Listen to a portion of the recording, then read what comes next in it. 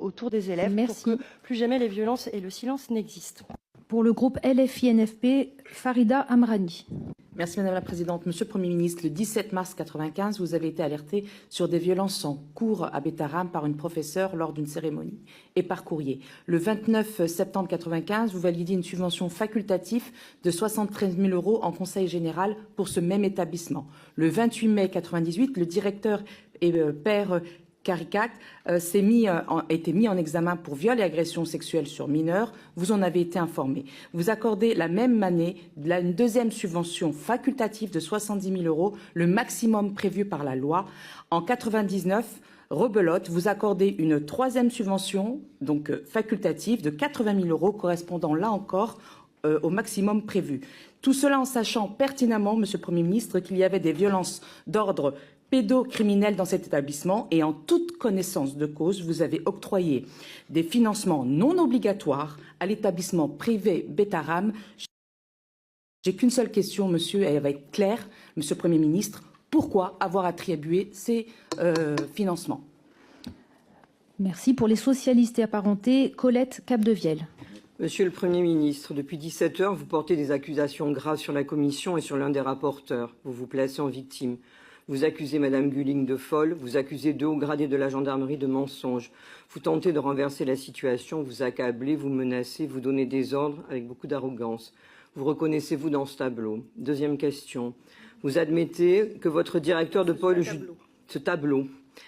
Vous admettez que votre directeur de pôle judiciaire, ancien procureur de la République à Pau pendant des années, a téléphoné à 2 reprises au juge Mirande, alors même qu'une procédure criminelle est actuellement en cours au parquet de Pau, avec plus de 200 victimes auxquelles je rends hommage pour leur courage, qu'une commission d'enquête parlementaire est en cours. Monsieur le Premier ministre, quelles mesures concrètes allez-vous prendre pour que ce type d'intervention au sein de votre cabinet ne se reproduise plus désormais?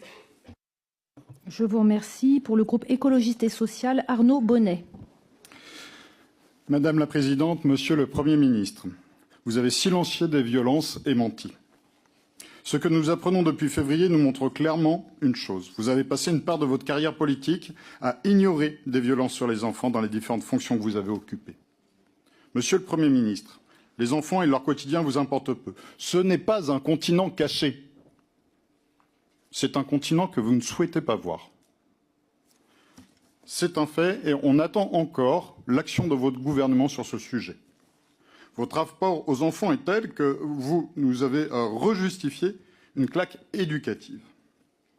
Mes questions sont donc, votre gouvernement souhaite-t-il rendre la claque éducative de nouveau légale?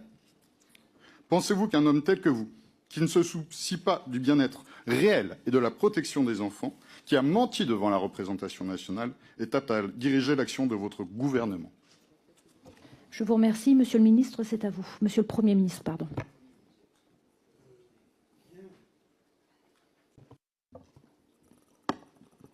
La question de Madame Parmentier est, je crois, très fondamentale. Pourquoi les victimes ne parlent-elles pas? Et c'est la question, si vous me permettez cette allusion personnelle, que ma fille a portée depuis plusieurs semaines en tant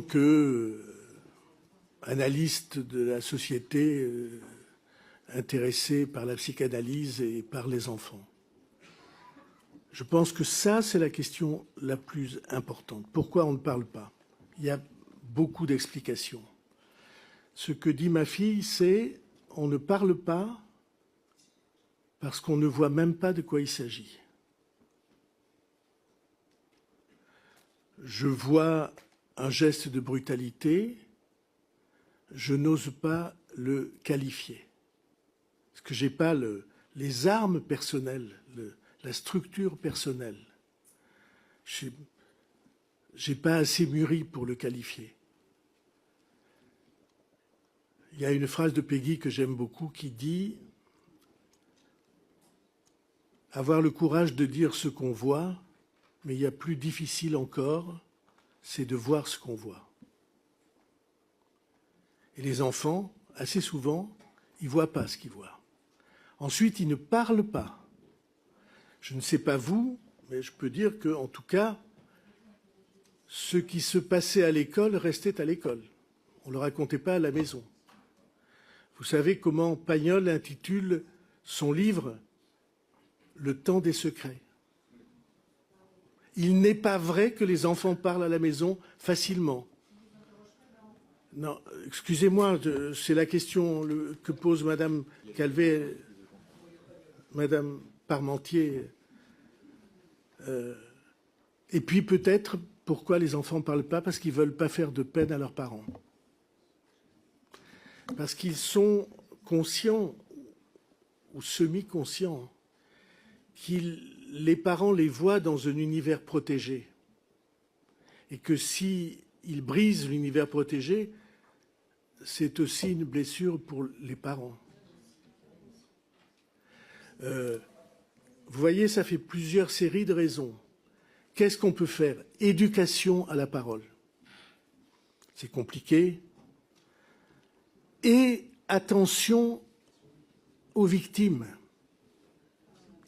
Je ferai tout à l'heure une proposition sur ce qu'on pourrait faire. Ce que je sais, c'est que ça passe par l'écoute des victimes.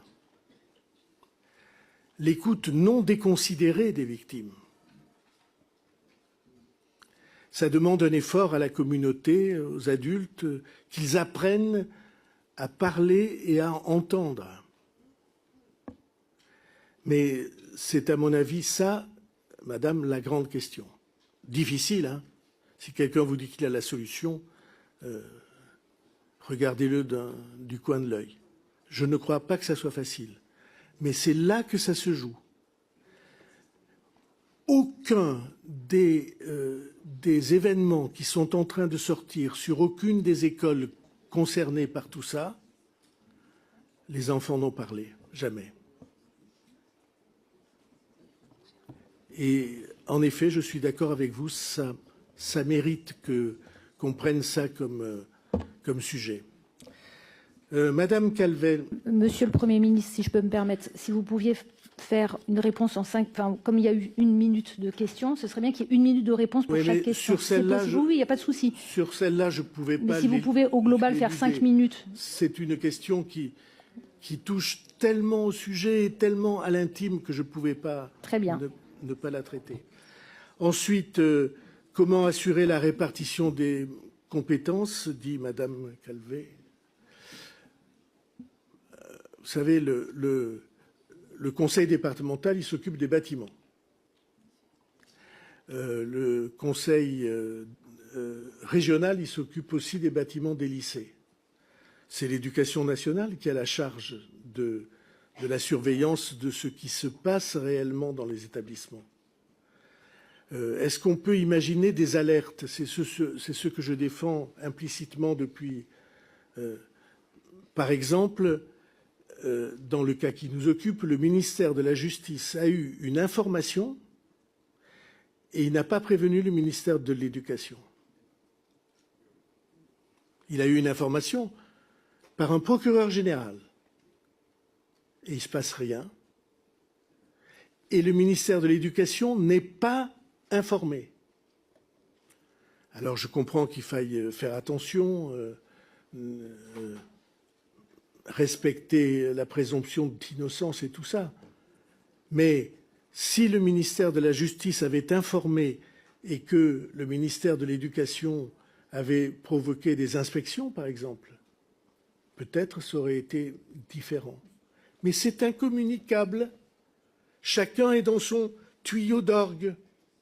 La justice ne parle pas, en dépit de la circulaire que j'avais prise en 2016, où je voulais que se parlent la justice, l'éducation et la défense. C'est à la gendarmerie que je pensais. À l'époque, la gendarmerie était ministère de la Défense. Ensuite, Madame Amarani, pourquoi est-ce qu'il y a eu des financements où est-elle Pourquoi est-ce qu'il y a eu des financements pour Betaram? Parce que c'était le règlement. Tous les établissements scolaires privés du département des Pyrénées-Atlantiques étaient éligibles à ces financements. Et je vous ai indiqué la raison principale, c'était pour remplacer des bâtiments paillerons dangereux pour la sécurité des élèves. Seule exception à la loi Fallou, des bâtiments dangereux pour la sécurité des élèves qui étaient remplacés par des bâtiments assurant plus de sécurité. Pardon ? Sur 3 ans. Vous vous rendez compte ce que ça veut dire? C'est-à-dire, non, franchement, quand on connaît les budgets, non. Hein? Madame Amarani, s'il vous plaît. Merci. Merci. Madame Capdevielle, quelle arrogance, vous dites. Excusez-moi, quand on vous insulte pendant 4 mois tous les jours, dont vous-même, bah si, vous-même, vous avez insinué devant l'Assemblée nationale des choses inacceptables. Écoutez, il suffit de relire votre intervention. Et donc quelles mesures prendre pour que un de mes collaborateurs ne parle plus à quelqu'un d'autre? J'ai pas de mesure à prendre. On n'est pas en justice, là. Excusez-moi, en France, on a le droit de parler avec qui on veut. C'est pas la justice, hein. S'il vous plaît. Monsieur le ministre, Madame, Monsieur le Premier ministre, il n'y a que vous qui parlez. Il n'y a que vous qui parlez et qui répondez aux questions. Merci. Voilà. Madame, la procédure judiciaire, elle ne concerne pas le juge Mirande, que je sache. Elle ne concerne pas M. Muller, que je sache. Ils ne sont pas pris dans la procédure judiciaire. Vous le souhaiteriez, mais ça n'est pas le cas. C'est les insinuations. Vous voyez, on est tout à fait dans le type d'insinuation. Qu'est-ce que vous pensez de... Franchement, en France, il y a des citoyens. Les citoyens ont le droit à leur liberté et ils ont le droit à ce qu'on respecte leur liberté et ils n'interviennent en rien dans une procédure judiciaire. De ce point de vue-là, les choses sont indiscutables. Donc, quelles mesures? Je n'ai pas de mesures à prendre. Mes collaborateurs sont des citoyens que j'estime, que je considère comme de première capacité. Et vous vous imaginez pas que je vais leur faire un blâme. Il faut quand même pas rêver. Et enfin, Monsieur Bonnet, personne n'a ignoré les violences. Je vous ai montré que ça n'était pas le cas. Il n'y a jamais eu d'autre ministre qui ait pris les mêmes initiatives que j'ai prises. Dans les 16 ministres qui me séparent de Madame Borne, pas de ministre qui ait fait dans une affaire comme ça une intervention aussi rapide, aussi décisive, et qui a conduit au licenciement et qui a conduit au changement des pratiques à l'intérieur de l'établissement. Et donc, qu'est-ce que mon gouvernement va proposer? Ça sera peut-être l'objet de la dernière intervention, si vous l'acceptez. Bien, nous allons passer maintenant aux questions du groupe Les Démocrates avec Perrine Goulet.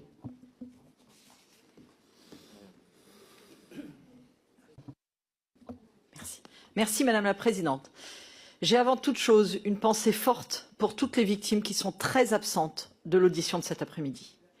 L'unique sujet est de savoir pourquoi à cette époque les enfants n'ont pas parlé, mais aussi pourquoi les adultes de l'établissement, qui savaient avant la plainte pour viol et agression sexuelle de 1998, n'ont pas saisi la justice sur les premières violences suspectées, avérées ou constatées. Le dossier montre un courrier du procureur de la République de Pau datant de 1998 qui prévient la chancellerie des faits de violence sexuelle par le père Sylvier Caricart. Monsieur le Premier ministre, à ce moment-là, en votre qualité de parlementaire et de président du Conseil général, avez-vous été informé de ces faits par le procureur, le garde des Sceaux ou le Premier ministre?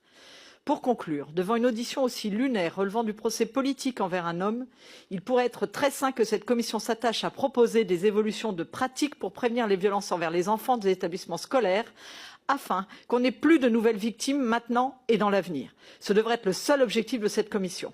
D'ailleurs, Monsieur le Premier ministre, les victimes attendent de savoir si une commission pour les victimes va être mise en place et si nous allons conduire une réflexion sur l'imprescriptibilité glissante ou totale des crimes sexuels. Nous devons faire de la lutte contre les violences faites aux enfants l'enjeu majeur de notre société. Pour le groupe GDR, Soumia Bouroua. Merci Madame la Présidente. Je regrette, Monsieur le Premier ministre, que vous perceviez cette commission d'enquête comme un moyen de vous attaquer. Vous avez à plusieurs reprises remis en cause le travail des parlementaires ainsi que le professionnalisme et l'impartialité des fonctionnaires de cette commission. Et pourtant, cette commission a permis de libérer la parole de nombreuses victimes et de révéler le mécanisme d'omerta qui sont présents dans certains établissements privés sous contrat avec l'État. Des mécanismes qui, trop longtemps, ont étouffé les alertes.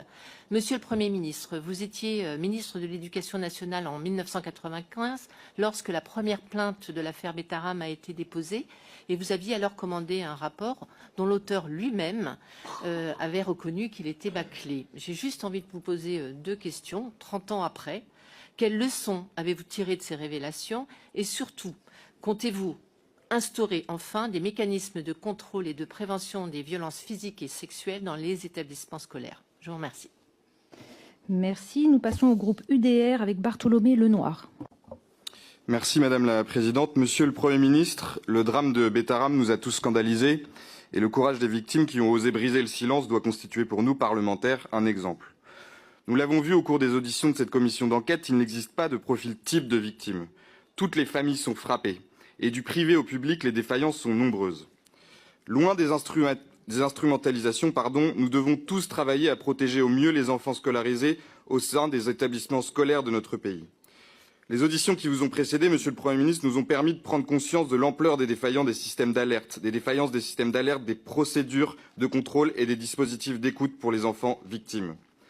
Ceux qui sont investis sur le terrain ne cessent d'alerter sur les réformes que doit effectuer l'Éducation nationale, sur ces processus d'alerte et ces mécanismes de prévention pour une meilleure protection et une meilleure prise en charge des élèves.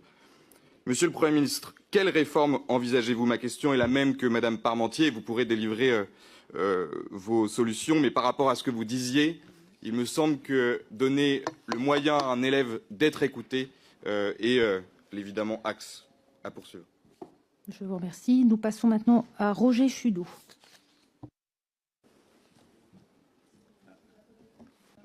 Pardon. Bon. Merci Madame la Présidente. Monsieur le Premier ministre, nous recherchons à décrire, à comprendre les dysfonctionnements de la chaîne administrative et politique en matière de protection des élèves face aux violences scolaires. En 1995, les choses vont très vite. Vous êtes alerté par la presse, pas par le recteur au passage, peu importe. Vous demandez un rapport, ce rapport tombe, les sanctions tombent, et un an plus tard, vous produisez une circulaire qui est en effet la première à se préoccuper du problème. En 96. Oui.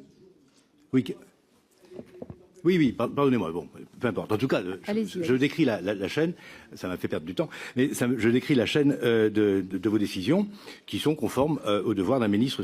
Mais cependant, cette circulaire, elle reste au fond, d'une certaine manière, lettre morte. C'est là-dessus que je vais vous interroger, parce que après la circulaire, plus rien ne se passe. Le couvercle se referme. Diriez-vous que les autorités académiques, que la machinerie administrative, que le ministère s'est véritablement emparé de cette circulaire pour protéger les élèves? Pensez-vous qu'il y a eu, dans cette période lointaine, une défaillance ou une absence de système de signalement ou même une subculture du pas de vague? Est-ce possible? Et enfin, quelles sont les instructions que vous donnerez prochainement à Madame Borne pour que tout ceci ne se reproduise jamais? Je vous remercie. Merci. Nous passons maintenant donc à Madame Gradiela Melchior. Merci Madame la Présidente, Monsieur le Premier ministre. Les révélations publiques de ce que l'on appelle désormais l'affaire Betaram ont eu un retentissement national qui ont permis une libération salutaire de la parole et la création de cette commission d'enquête. Dans mon département, le Finistère, de nombreux hommes ont ainsi dévoilé les insupportables sévices qu'ils ont eu à vivre dans les années 60-70 au Collège Saint-Pierre du Relais-Quérillon. Hier encore, des témoignages ont été révélés concernant un autre établissement finistérien. Je veux avoir une pensée aujourd'hui, comme toujours, pour toutes ces femmes et pour tous ces hommes qui aujourd'hui osent dire ce qu'ils ont vécu. Si nous ne pouvons pas réparer leur vie brisée ou abîmée, je crois que notre devoir est de faire en sorte que cela ne survienne plus jamais. Vous avez été président du Conseil général des Pyrénées-Atlantiques. Aussi, je souhaiterais vous interroger sur les outils dont devraient disposer les présidents de département qui ont en charge la protection de l'enfance. Ceci afin de mieux agir au moment des signalements, mais aussi de mieux accompagner les victimes, tant sur le plan social que sur le plan psychologique. Je vous remercie. Je vous remercie. Donc nous arrêtons là, puisqu'on a eu les 5 questions. On écoute vos réponses, Monsieur le Premier ministre. Pour répondre à Perrine Goulet, pourquoi les victimes sont absentes? Parce que les polémiques et les attaques, le choix de cette affaire comme arme politique, elle était indifférente aux victimes. Ce n'était pas les victimes qu'on voulait comprendre et accompagner, et accueillir et accompagner. On voulait s'en servir comme d'une arme politique, dirigée contre le Premier ministre, le gouvernement, tout ce qu'on veut. Les victimes, personne ne s'en est occupé, si j'ose dire, pardon de le dire comme ça, sauf moi. Elles n'avaient jamais été les victimes. Laissez-moi... Oui, permettez-moi de dire ce que j'ai vécu. Les victimes, quand je les ai reçues, elles n'avaient jamais été reçues par personne. Et elles ne s'étaient jamais rencontrées entre elles. Et pour moi, cette rencontre, ces 3 ou 4 heures que j'ai passées avec elles, j'ai découvert quelque chose qui sera en écho avec les questions qui ont été posées. Elles ne savaient pas que ce qui leur était arrivé à d'autres. Elles croyaient, et elles avaient vécu toute leur vie dans la solitude de quelqu'un qui est la seule victime. Comprenez ça? Et ce que j'ai vu, pardon, je le dis avec émotion, mais tant pis, ce que j'ai vu, c'était des garçons, des hommes qui avaient entre 40 et 55 ans. Ce qui est revenu pendant ces 4 heures de temps, c'est les petits garçons.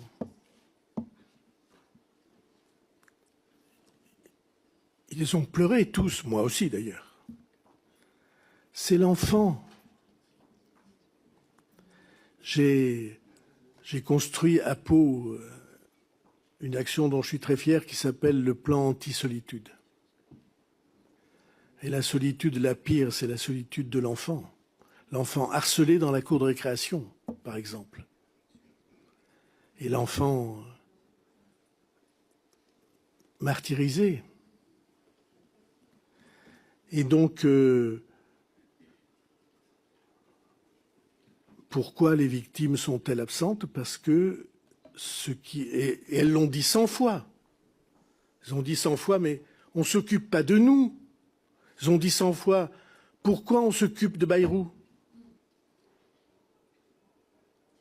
Si on fait le rapport du nombre de SMS qui ont été, ou de tweets qui ont été utilisés sur cette affaire, il n'y en a pas 1 sur 10 qui soit pour les victimes. Tant 9 sur 10, c'était contre moi, et après tout, c'est ma responsabilité.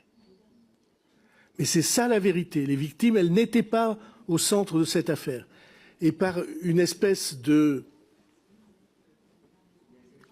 choix du destin, le fait que j'ai été là, ça a fait sortir l'information. Et d'une certaine manière, je trouve que de ce point de vue-là, j'aurais été utile comme cible pour décoincer le silence. Donc, à Perrine Goulet encore, imprescriptibilité. Vous savez qu'on travaille sur la prescription, notamment la prescription en matière civile, parce que ça permet de sortir de cette impasse qui fait que la prescription empêche d'avancer dans la découverte de cette affaire. Madame Bourroua, j'entends l'auteur du rapport dit j'ai mal fait mon travail.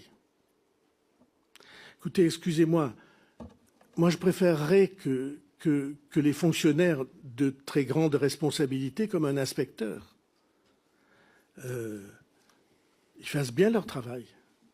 Vous savez, il y a une maxime juridique latine qui dit « nemo auditur turpitudinem suam allegans ».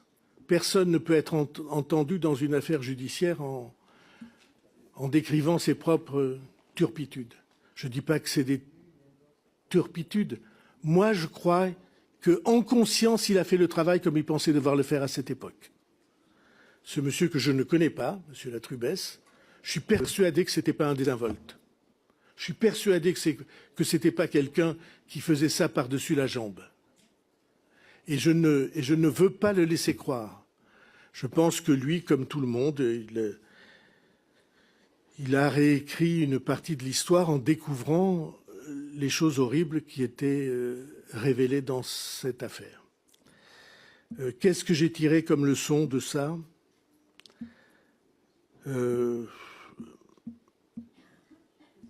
Peut-être que quand on fait des rapports comme ça, il faut plusieurs inspecteurs. Peut-être. Mais comme il n'y a pas autant d'inspecteurs qu'on en a besoin, tout ça est une question importante. Monsieur Lenoir, il n'y a pas de profil type des victimes, vous avez dit. Je vous raconte encore ces 3 heures ou 4 heures que j'ai passées avec les victimes. Une des choses les plus terribles que j'ai vécues avec eux, qui m'a en tout cas bouleversé avec eux. Ils disaient, ils ne nous choisissaient pas au hasard. En tout cas, c'est ce qu'ils croyaient eux. C'est parce qu'on était fragile qu'ils nous choisissaient. Tel parce que son père était parti, tel parce qu'il était chez sa grand-mère et que sa grand-mère ne l'aurait jamais cru. Tel parce que j'étais petit ou pas costaud, tel parce que j'étais psychologiquement... eux disaient, ils ne choisissaient pas au hasard. J'ai jamais